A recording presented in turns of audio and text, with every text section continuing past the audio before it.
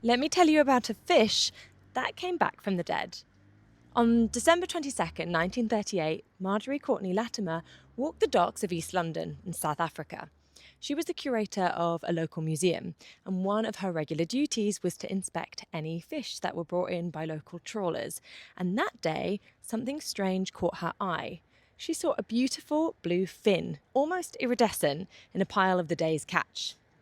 She began to pull it free, peeling away all the slime and scales until she got the full body, and it was the most beautiful fish she'd ever seen. It was pale mauvey blue with faint flecks of whitish spots, and it was iridescent with a silvery blue green shimmer all over it.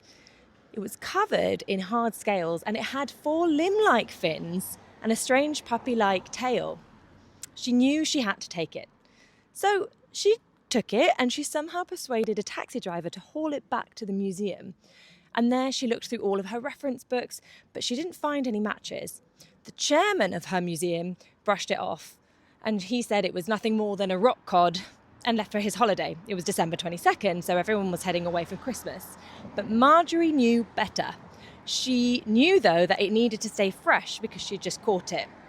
So the first thing she did was to take it to the hospital morgue to try and get them to preserve it.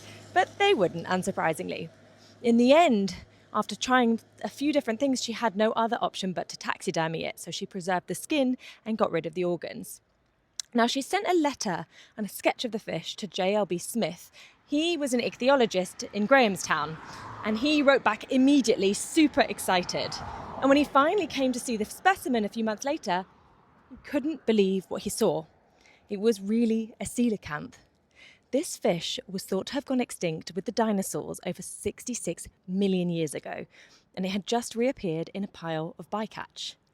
Smith named it Latimeria chalumnae after Marjorie and the Chalumna River, near where it had been caught. And when the story broke, it went global. This strange, archaic creature from the deep made headlines as a living fossil.